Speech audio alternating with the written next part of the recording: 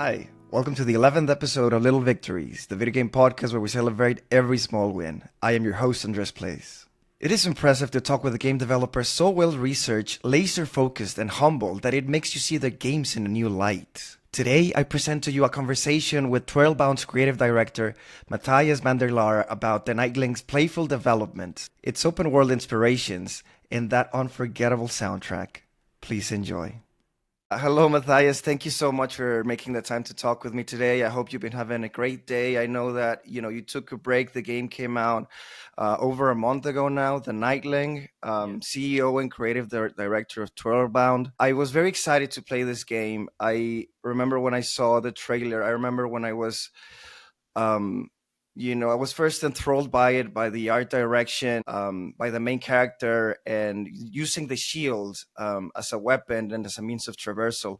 So I'm really glad that I was able to cover it and review it, and I'm very happy to say that I really loved it. Right, I loved the music as well, and I ended up giving it a 10.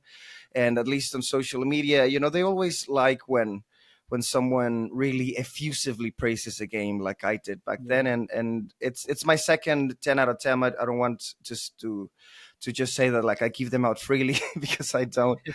But I think it deserved it. I think it deserved it, and I'm really really happy that you made the time to talk with me today about it. So Of course, yeah. so yeah, how's things? How you doing? Now that Yeah, it's pretty good. I mean, your review helped a lot in the reception of the game, and it was just amazing to read because we worked so hard and so long on this game that it's always beautiful when it just clicks with someone, right?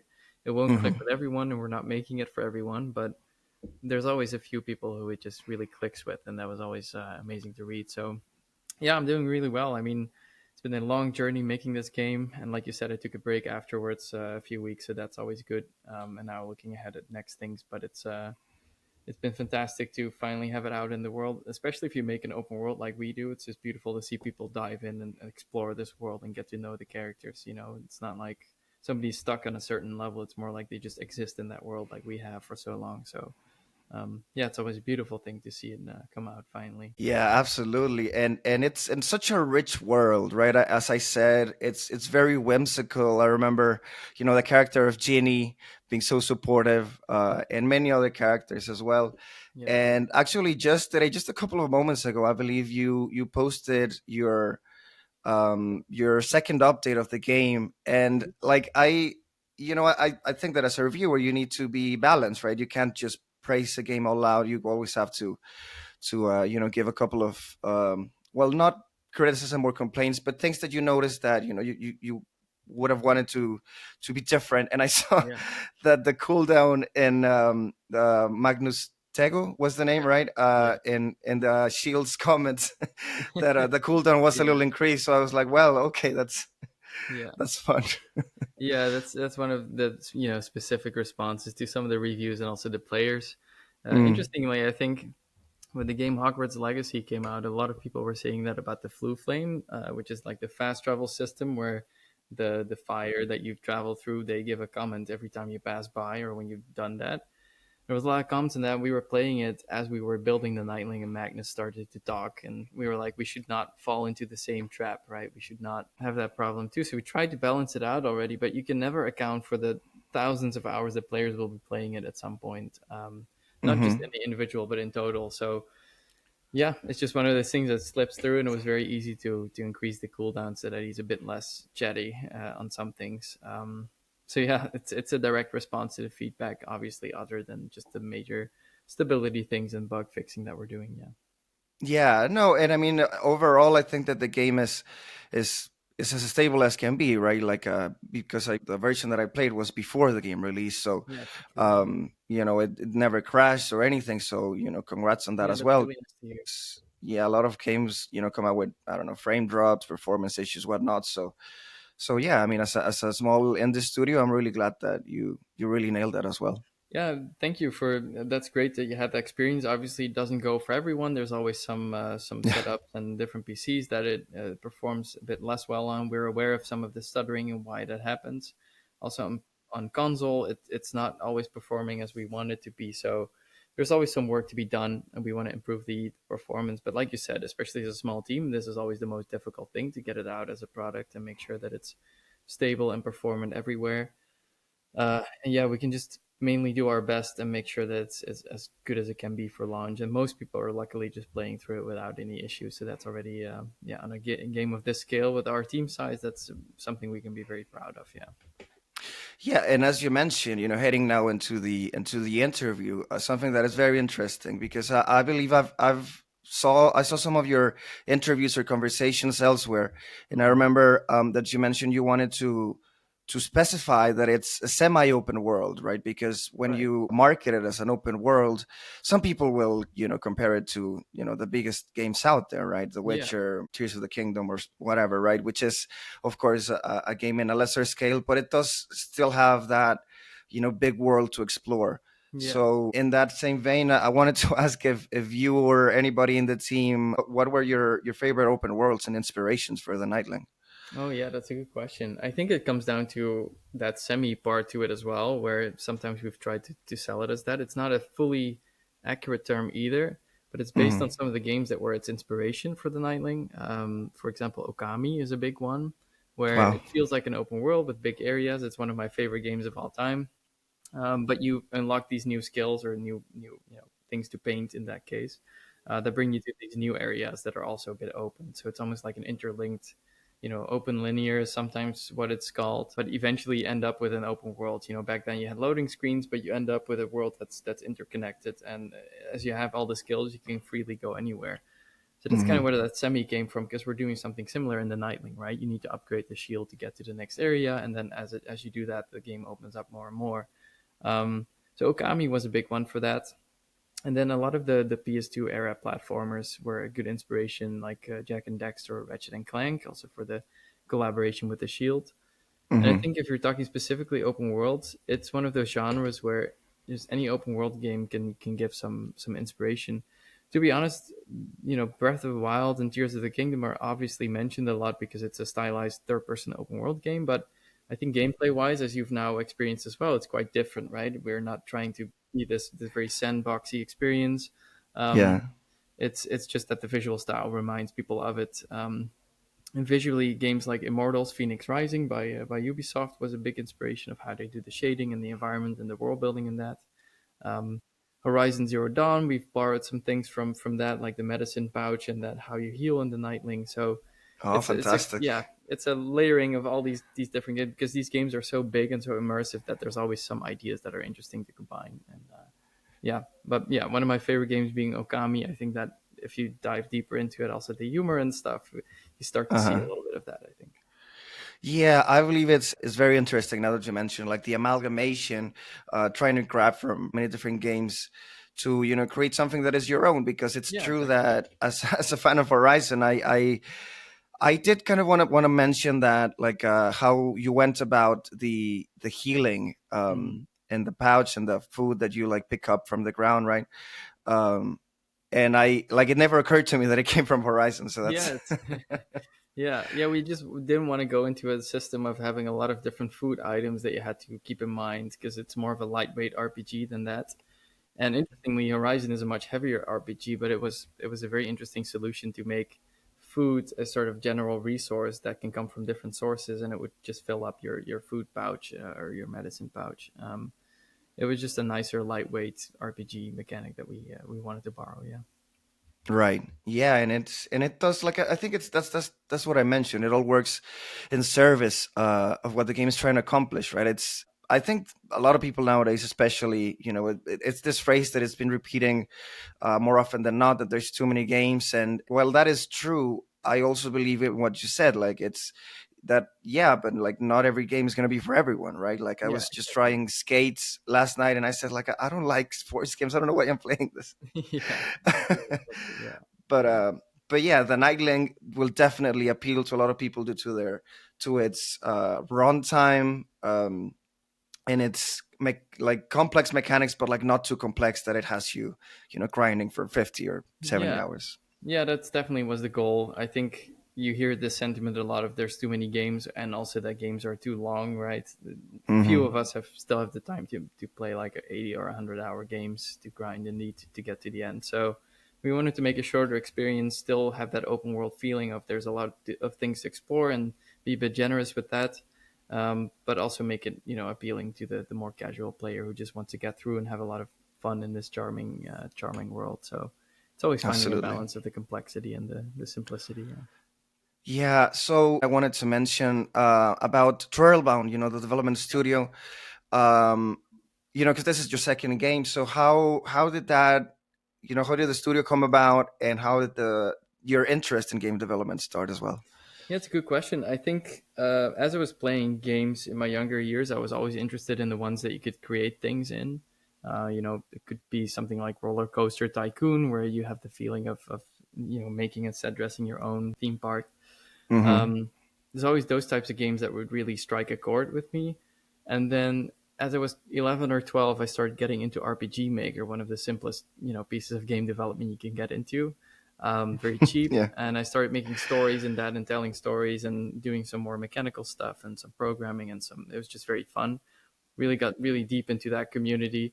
And then I learned through those communities that there's actually like schools for teaching game development, and one was very close to where I lived here in the Netherlands, Yeah. and it was one of the worldwide better schools in game development. So I was very lucky to be very near that.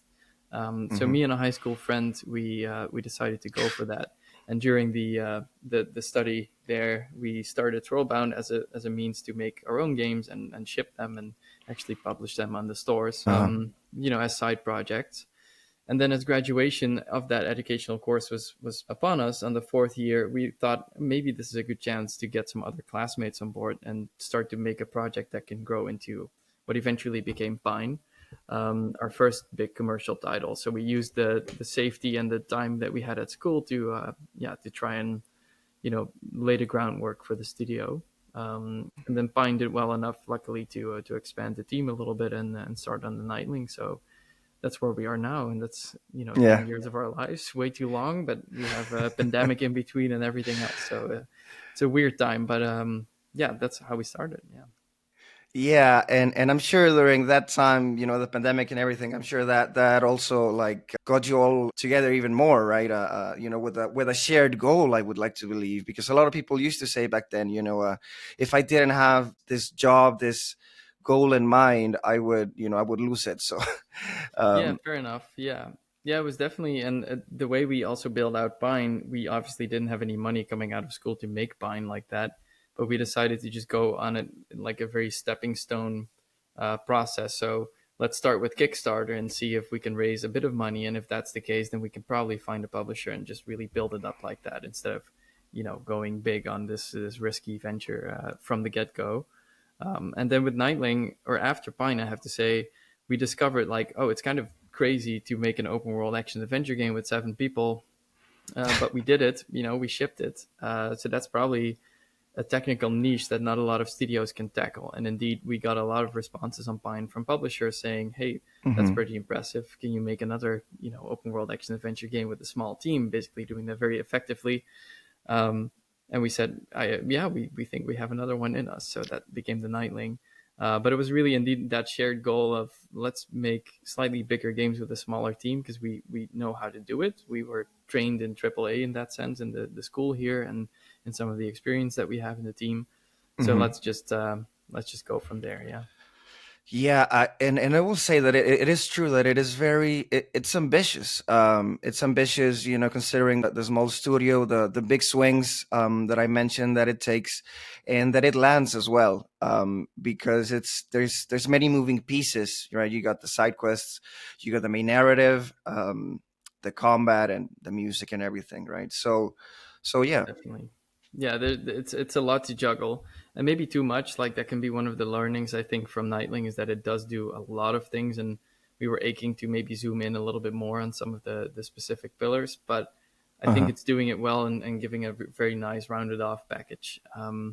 So yeah, that's just a lot to juggle, and that's luckily something that we really enjoy. Biting ourselves into this world that just feels alive and has a lot of things to do. Um, but yeah, it's always been fun. Absolutely. Yeah, I mean that's the main goal, I believe, right, as game developers. And it's fascinating that, like, you met through college, and you're still sticking together. Yeah, that's And true. Yeah, and I would like to think that, of course, the whole story hasn't been written, but I would like to think that it's going to be like a successful story. yeah, that Um would be nice. Yeah. I mean, it already is with the Nightling, I would like to say. So the Nightling, going into the game, I was really intrigued by the game since I first played it, because you're the underdog, you're the second in command, you're basically being seen as lesser than the knight, which is Sir Lionstone. Right. Yeah. You're doing things for him. He is commanding you to do stuff in the very beginning of the game, in the prologue. Hmm. um, and I found that was interesting, right? And then you take charge of the whole situation. But how did that concept come to be? Yeah, that's a good question. I think there's something about the narratives that I like and like to write that have that underdog position in there, because I always think it's a bit more interesting than just being a very strong hero, powering through everything. But in Yeah. this case, it was also that the gameplay premise, the very first pitch of the Knightling was, what if we make an action adventure game, but we take out the sword? That's very common in those games, right? And we just do it with a shield. So it's a game with only a shield. That was the pitch. And then Mm, you start thinking about, if you make an open world game, and the way that we work, we try to make it quite grounded. So a lot of those open world games like The Witcher or Assassin's Creed are based on having a specific role or like a job in this world, right? Like a Witcher is somebody who hunts monsters, and that informs a lot of the quest content and the way that people talk to you. Assassin's indeed. Creed, you're an assassin, obviously, so a lot of your goals are related to that and about stealthing around, etc. Mm, So we started thinking, what are the roles that could fit with a game with only a shield, and that very quickly went to a squire or like a shield bearer, right? Like hmm. an assistant to a bigger knight, and that instantly trickled something, tickled the mind a little bit of having this underdog character who's not necessarily the strongest and the best at things, but is just burdened with this big task of carrying the shield and probably bringing it back to the knight. So that was Hmm. the starting premise, and it was instantly clear that this gave a lot of narrative potential, because a world where nobody takes you seriously is also kind of funny. So there was a lot of humor that we could build into that. Um, but also just the arc of the character having to grow into this person that people trust, and becoming this knight of their own. That was just a good potential, I think. So yeah, it's a bit of a combined base love that I have for underdogs, and the simpler stories that come with that, Yeah. and then combined with the searching for a role and a purpose that we could give this character in the world. Yeah. Yeah, definitely. Because of course, it's a younger character trying to do their best, trying to find their place in the world, and trying to be useful. And it's like, as you said, it lends itself to a lot of humor. I think that's why it pulled at my heartstrings since the very beginning. Because first of all, you see he's trying, and he's quite stressed, right? That Sir Yeah. Lionstone is missing, which is the main premise of the game. um, and nobody's taking seriously, right? He has to sneak up onto the castle with the queen, and even then they don't believe him. And then Yeah. he's trying to help people, right? With the first side quest, Yeah. like they're talking behind his back, like, let's just let somebody, you know, Yeah. Let a uh, knight fix it, right? let a knight handle it. Like you can't do anything. Like, Yeah. and that was funny, but also kind of sad, because he's like, I can do it, right? And Yeah. people didn't really see him as such. So Yeah. that was interesting. Going into the next question, talking about the quest design, I suppose both in the main and side quests, how did that inform the narrative as well? Yeah, there was one pivotal moment, I think, where we had the block out for the main quest throughout the game, and in the outskirts at the start, there's a lot of, like we said, there's a lot of different gameplay pillars to balance. So there was a lot to teach the player and to get through, right? Hmm. So we were a bit light on combat at first, and more on the traversal and the exploration and the questing and getting to know the world and the stakes and everything.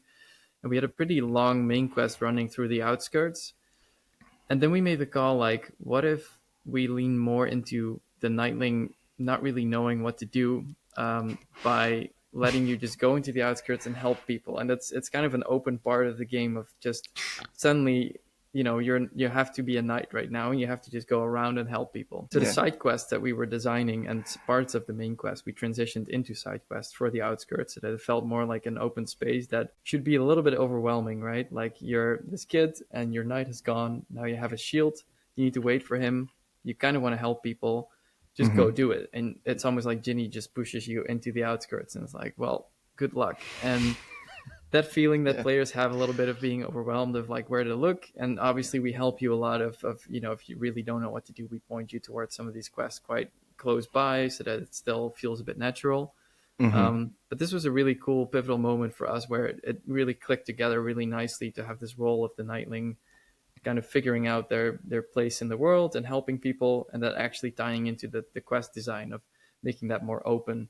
And the main quest just waits for you to help a few people based on sort of almost like a point scoring system on the background, and then we continue the main quest, right? And then we progress the story. So I think that's probably one of the better parts of the game that really zooms in on that character and the role that they have, because we also knew that as soon as the Knightling appears in the other areas like the Windthorn Fields and the Corner Bosque, the characters cannot respond in the same way because it's already unlikely that the Knightling should be there. So it's not as it's not as humorous as it would be in the outskirts, where it's just like, we can ignore you. You almost cannot ignore a kid running into the Corner Bosque because there's almost nobody there, right? So it's Yeah. we had a different narrative context there, but it was interesting in the outskirts to play with that open feeling and the overwhelmingness that the Knightling should feel, and thus the player. I think that clicked quite well, and the rest of the quest design is also already based on how the Knightling progresses from there. Right. Yeah. No, that's incredible. Because yes, as you mentioned in the beginning, I like that the Nightling wants to call it a quest, because Yeah. and the villagers are like, okay, well, let's call it a quest if that makes you happy. Yeah, if that's what you want, you're doing like just a task and I'll give you a buck for it. But it's yeah, the Knightling wants to take it seriously, because this is their main dream is to become a knight like Sir Lionstone, and this is the path there, right? It's like actually helping people, and this is a moment to prove themselves. Even though if not, Lionstone is not around, it can still be important to help people. That's how the Knightling sees it. So yeah, the outskirts is a very fun way to explore that already from the get-go, I think. Yeah. Yeah, and then as you mentioned, it's true that the writing does change a bit. Like, I think the places are more dangerous, and they kind of are weirded out by the Nightling being wandering around these Yeah. areas, and over the course of the game, you can see that yes, he's kind of struggling to prove himself, Yeah. or to know his worth, but you can see that over time, he grows into himself. Yeah. So that's fun. Yeah, that was a very Um, important arc, obviously, for the Nightling. And one really cool way that our concept artist Daphne thought about that was that the areas would also reflect that path, almost like growing up for the Nightling. So it's very calming and very warm and very joyous and colorful in the outskirts. Then it gets a bit more dry in the Windthorn Fields, so you get that sense of, oh, there's actually more serious themes in this world that I now need to consider. Then the Corner Bosque is almost like puberty, because it's just things go weird, and it just all feels weird, and you really have to grow into your own person. And then at the risk of spoiling things, but then the game progresses into even more serious territory. Um, so that was an important part of it, I think. And yeah, that also reflects in the writing, because the areas beyond the outskirts, people do not expect the Nightling there, but also they're just too preoccupied to really do something about it, or really bother you with it. So the Nightling can kind of do their thing, but only sneakily, because you're still just a kid, and you have this legendary shield to help you. And we uh-huh. needed to really nail that down. So there's also, I don't know if you found the fake shield vendor in the city who sells fake shields, because they think that kids just have this as merchandise to wear around, right? Like, we needed an explanation as to why people are not more taken aback by the Nightling carrying the legendary shield. Uh-huh. So everyone's like, oh, that's a cool, that's a cool merch piece that you have there. Um, Oh, yeah, that's funny. yeah, it was really important to make sure that was watertight, but I don't know if it is. Yeah, no, I mean, it's that's one of the things, and the risks, I suppose, with an open world, and with the puzzles of an open world, right? They're so big, and there's so many different ways that players can go about it, that they might break the game, or find different paths that maybe you didn't think about that they could take. So it's always kind of a risk, right? So you put these kind of pointers in place, but you just hope that players pick them up. Exactly. Yeah, that's what it is. And I mean, a week after launch, Some speedrunners are nearing like 1.5 or 1 hour for the game in total. So, Wow. which is incredible, and we really embrace that. Like, it's just so cool to see. We're not obviously going to patch any of the things that they find, because it's just yeah, that's their job basically. And it's just really Yeah. cool to see how you can break it. And the fact that the game doesn't completely fall apart if you do that is also pretty cool. You have to think about that when you're making it. So yeah. Yeah, be proud of what you've created. But yeah, talking about the main inspirations for the art direction, I remember the day of the launch, and I saw one of the artists that you work with. I believe she said that that when she was first hired as an intern, that's like the first place that she worked in was the castle in the first area that you're in. City. So I found that very fascinating. Yeah, the city, which I found very fascinating. So, what were the main inspirations for, the world of the Knightling? Yeah, I think you might have heard from Sasha, our level designer, who we gave Yeah. the behemoth task to make the main city for her internship, which was kind of. But yeah, after a few days, it was clear that we could trust her with it, because she's just an amazing level designer. But then the art is kind of sprinkled on top, right, in the way that we built these games, and we were developing that with our concept artists, like to try and find a language that would fit this whimsical world that we were going for, very colorful. The main inspiration was the Byzantine Empire, so medieval but a bit more colorful than people tend to associate it with. They have a lot of round shapes as well, and they have a lot of color and cloth in there in what they do. That was a cool inspiration. And then we also sprinkled on top, like we have this fast moving character with the shield, so a lot of the shapes became even more round and more slopey, so that you could actually slide off the rooftops everywhere, and that the level design language of, for example, in the outskirts, the farms have these walls, but the walls are very curved, Oh yeah. like waved, right? So that you can actually glide over it more nicely. So really tying in the movement with the architectural style.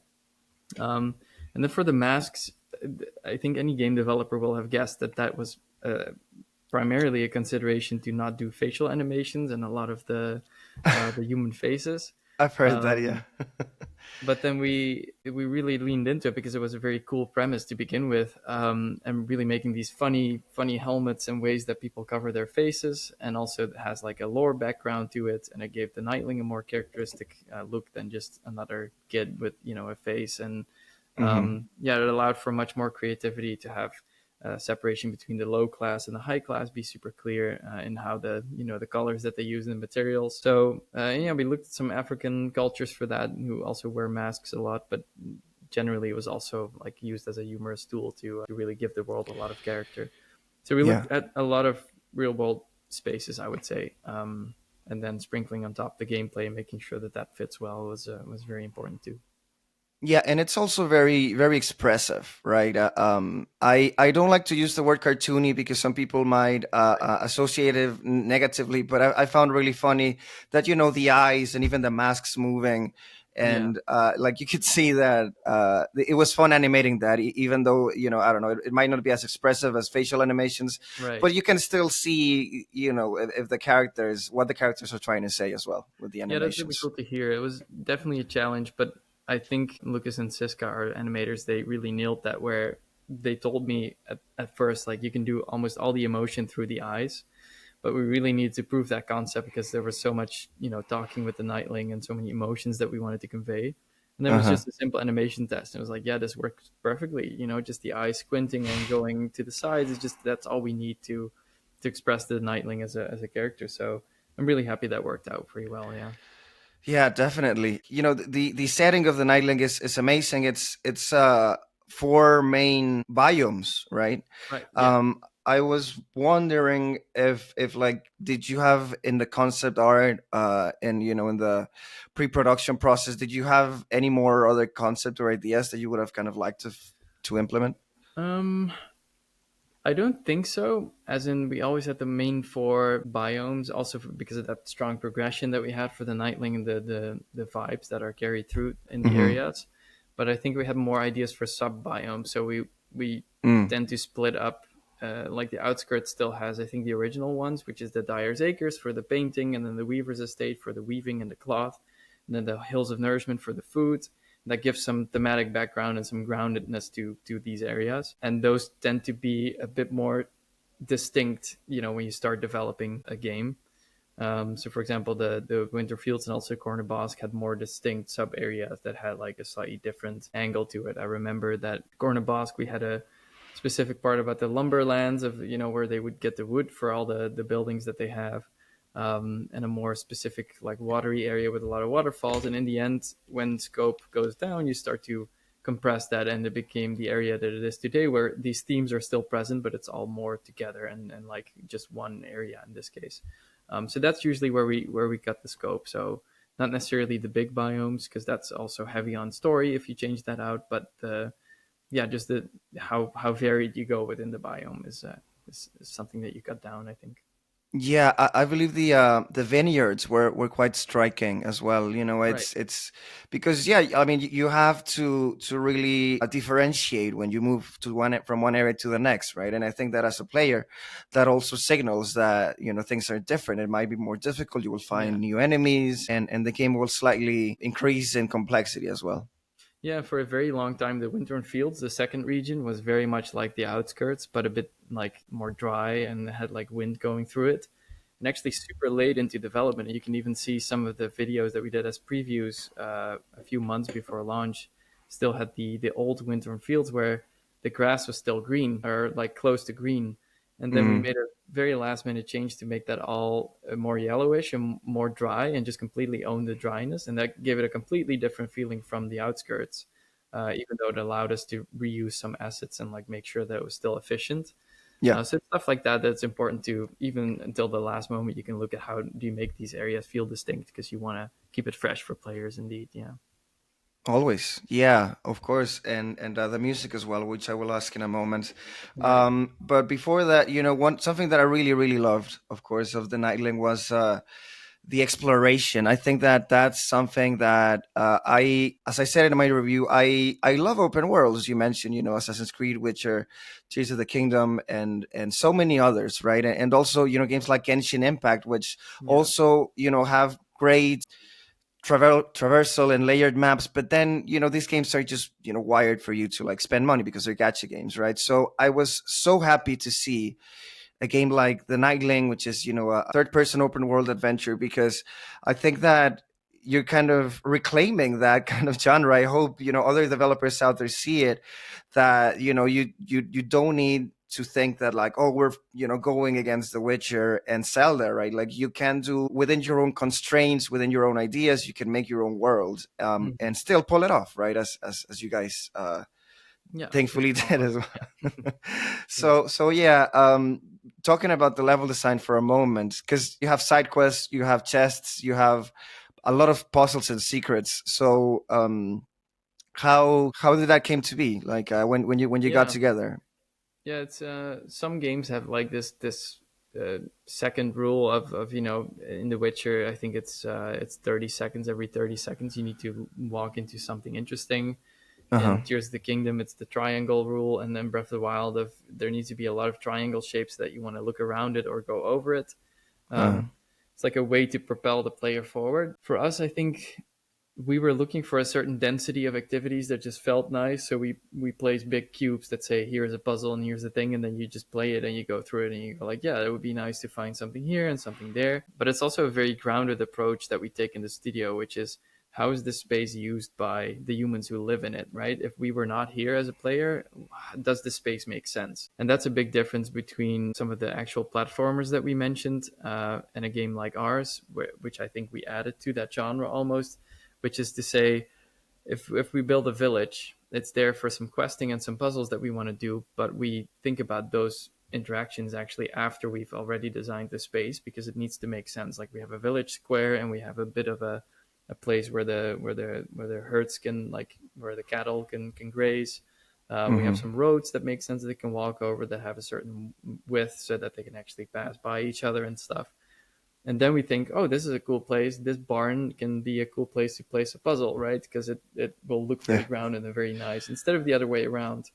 And the same goes for the puzzles. We had these ruins everywhere. I was like, oh, it would be cool if that we zoom in on the culture of those ruins a bit more, and we do something with stargazing as puzzles, and that will also give a nice activity density for the player. So Hmm. The general level design approach is very grounded. What does the city need to function like a city, pretty much? And then we sprinkle the gameplay on top, which sounds very controversial, but you get a world that is, yeah, we just like having a world that makes sense without the player, because it gives a lot of depth to just the narrative and the time you want to spend there. And there's always plenty of places and ideas where you can still interject that gameplay and still have that nice activity density. So in the end, the result is maybe not that different for players, but at least everything Uh-huh. makes sense. Yeah, yeah. Yeah, yeah, it's so naturally interconnected. I like that idea that what you mentioned, that it's grounded, that it's yes, it's a fantasy world, but in within the rules of that world, it all makes sense. Yeah, and obviously, if you zoom in, and there's certain things that are like the aqueduct, for example, was a big part of this, because that's a Oh big yeah. logistical thing to inject into the world, especially in the outskirts. So you have this big water basin going into the outskirts, into different places. But it Mm-hmm. kind of made sense because of the height level difference that we had in the city anyway. So it kind of naturally comes from there. But then you start thinking, well, a water basin like this, probably sewers are attached to it as well. But then if you really think about it, we're basically giving the water of the sewers to the food farms, right? So let's not think about it too much, because then things do start to fall apart. Like this would not go in an actual logistical test. Yeah. But it still feels a bit grounded and sensible, because we're not doing any magic portal stuff where suddenly there's water coming out of nowhere, right? Yeah, it's stuff like that that's eventually throughout development. The level design needs something, the gameplay needs something. You cannot keep everything super grounded, but it's a really nice premise to start from. Yeah. Yeah, but I mean, at least and it's funny as you mentioned, because at least it's all very visually striking, right? To the Right. point where I don't think, I mean, I suppose at least most players won't really stop to really analyze the Yeah, uh, that's the the thing. Yeah. implications of the engineering of the city. Yeah. Yeah. Exactly. Yeah, it's not that type of game, but indeed, it's that's also a big priority. Is what is an interesting shape, and the outskirts. It was cool to split it up with this big flowing aqueduct. And also, the aqueduct was designed as a way to have a highway from the city to the crypt that you come into for the main quest. And it was cool to have that as a main road, and then use the layers of the aqueduct for other things in the outskirts. So it all came together. Yeah. Yeah, and sliding with the shield through the canal was also like a very fun, and I don't know, I suppose the first time I do something like that in a game, that was very fun. Talking about the shield as a primary means of traversal and combat, I really love the parrying, unlocking, the combos, with the air combos as well. I wanted to mention, the shield throwing as well. I suppose everything, as you mentioned a couple of moments ago, it all starts with using the shield instead of a sword, and it's a clever way to add a twist to that type of gameplay, third person open world gameplay. But I wanted to ask, like, why did you not add climbing Oh. and all of the mechanics with the shield, like on the concept phase? Yeah. So why did we not add climbing? Well, from the get go, we wanted to have a platforming character in an open world game and see how that feels. You could almost Uh-huh. say like putting Mario in a Zelda game, right? Like that sort of vibe. So climbing felt a bit out of there, because it was more interesting for us to make platforming sections with jump shrooms and just a bit more playful than just the climbing, and work with the stamina. I think it's being overdone a little bit in open world games, and you can I still agree. kind of get everywhere, but with more interesting jumps. And yeah, I think it works out okay. And also, it allowed us to make some things that are off limits, right? Some mountains that are just a bit too high, and we don't want you to go there, so we don't place any platforming elements to it. Yeah. Um, as for the general mechanics, yeah, just the constraint of let's only work with a shield, it instantly gave a lot of creative thoughts on what you can do with the shield. We also had ideas of you can cook in it like a big pan, right? Stuff like that always fell off at the end because it's too many systems and mechanics. But just to indicate, like, yeah, everyone started thinking very creatively what you can do with the shield. We took the combat a little bit further at the start, where it was just about blocking and parrying and like doing something with that. But we quite quickly felt like it was getting too stale, and we had this very fast moving character, so it felt weird to put them in a very static position in combat. So we Hmm. wanted the combat to reflect that you're like this fast, nimble character, jumping around these enemies like an annoying fly would be around a giant, right? Um, so that all kind of went well, as in we start swinging the shield, and it's a bit anti-shield to do that, but it just Hmm. felt fun. And then the shield throw was inspired a bit by God of War, like the later God of War games, where it just felt good to have this boomerang effect, and would also give a ranged capability to the player. So yeah, it kind of naturally grew from some interesting inspirations and some play tests of how it should just evolve. And yeah, Hmm. I think it's a fun constraint to put on yourself as a team. So yeah. Yeah, talking about the climbing, it's not that I would have wanted it. I actually, I was reviewing it while the idea of giving it a 10 came to my mind. It was fascinating because while I was playing it, I did think like, I mean, it's like it's very good, but eventually I will find something that I don't like enough to like knock some points down. But what you mentioned there is so true, which is that the fact that you can't climb, it makes you have to observe the environment and Yeah. look for different ways to reach the place that you want to get to. And what I really did love is that there was always like, it's almost like the game was kind of always telling me like, this is the way to go, right? Like just Yeah. take a little bit of time to look at your surroundings and it'll be there, right? and Yeah, that's and very cool to hear. Yeah. yeah, and it always consistently surprised me in that way. So I was like, okay, well, yeah, I think I'm happy with that score and with Yeah, how I've that's amazing. talked about the game. And briefly talking about the playtesting, Hmm. something that I really loved as well was the puzzles. I think that the puzzles Cool. are just right. I play a lot of puzzle games, of course, Portal, the Talos Yeah. Principle, Baba Is You. I don't know, many types of puzzle games, and some of them can be very frustrating and difficult. Hmm. Yeah. And I suppose that in the third act they become a tiny bit more complex, but never to the point of trying to Google it or first or Right. never Yeah. to the point of frustration. So. Hmm. Um, were you informed a lot by the playtesting, or were you just really good at making puzzles? Like how? Yeah, no, it is a lot of the play testing. I think also knowing that we have quite a wide audience with a colorful third person game that you can't Mhm. go too complex. The game would be trying too many things if we tried to make like Portal level puzzles or like the later stage Portal level puzzles. So Mm. it's a bit of a gut feeling of finding that complexity and also building it up a little bit, and also just having only a few very simple interactions that you can do. Like grabbing boxes and then throwing your shield at targets, and rotating things. That was also a nice one. So Yeah. a lot of the puzzle design initially came from what if we separate the player and the shield every now and then. So there's a few shield pedestals in certain moments in the game where you leave the Oh yeah. shield and you have to platform. And we had a more involved design around that of like, we constantly give you the shield and now the puzzles are about solving it without the shield. But it also Mm. meant that we couldn't throw at targets and we couldn't really interject any combat or any interesting things in between. So we went a bit less hard on that, and I guess it simplified the puzzles to a point where they're all kind of manageable, but they are interesting enough to carry the experience. I think, yeah. Yeah.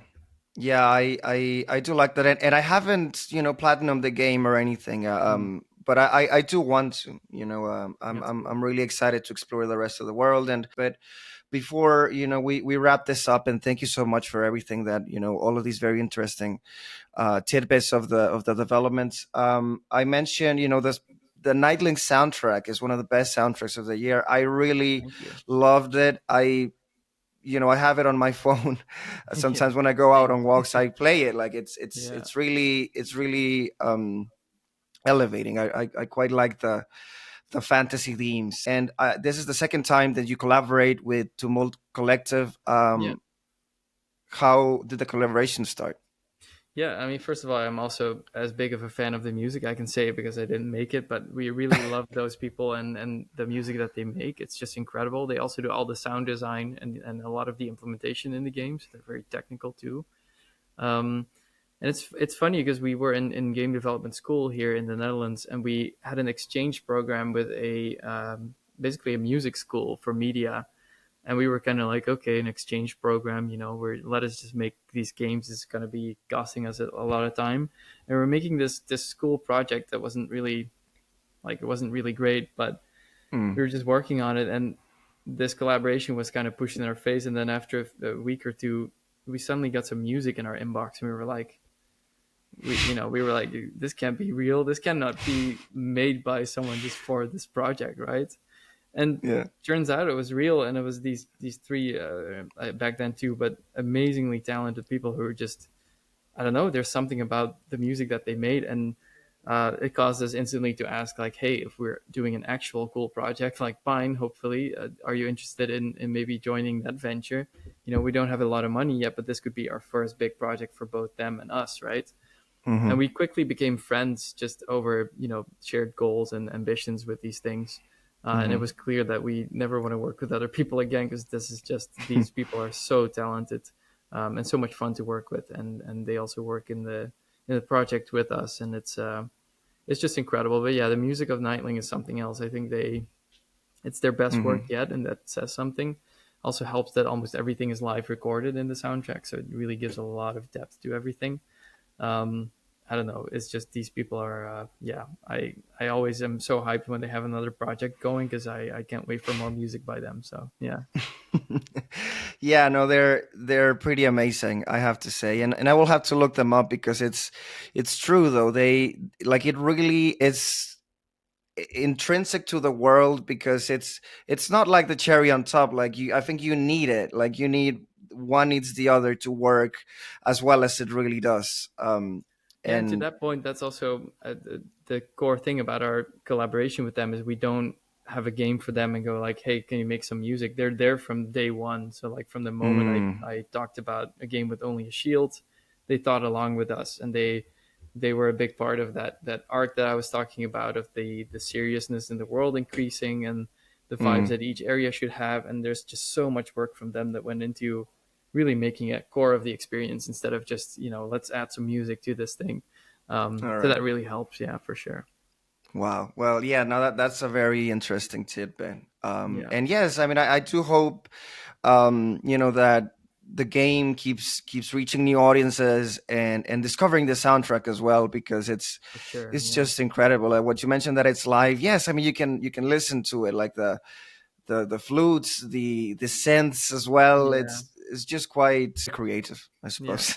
yeah. I love it too. It's always on my Spotify now. Still.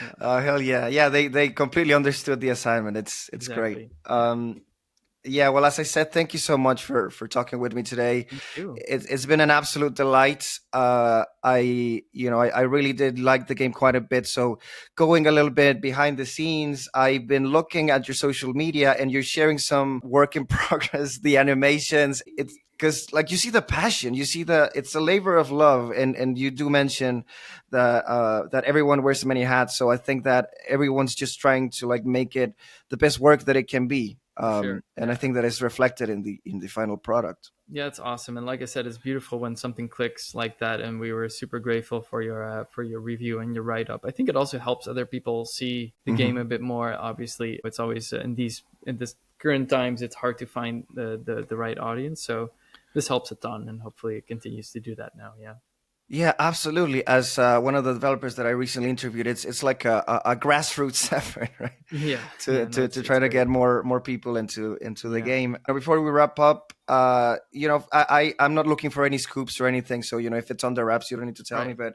what would you like? What would you like to do next for the Nightling? Just more updates or a DLC, or are you working on like something different?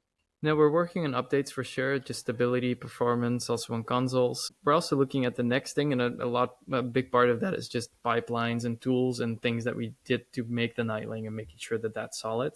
So we're not completely set yet on what's next, but we love the world that we made, and I think Yeah. players also really enjoy it. So yeah, we're exploring all the options. Nothing really concrete yet, just making sure that Nightling is also finished in the best state possible first. So yeah, Hmm. exciting times.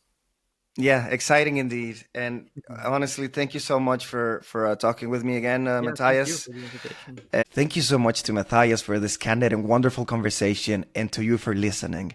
If you haven't played The Nightling, it reminded me of The Legend of Zelda: The Wind Waker in the best of ways, so please give it a try. Remember that you're welcome to join the Little Victories Discord server, which you can find the invitation in the description below.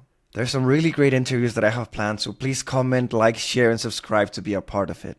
See you in the next one.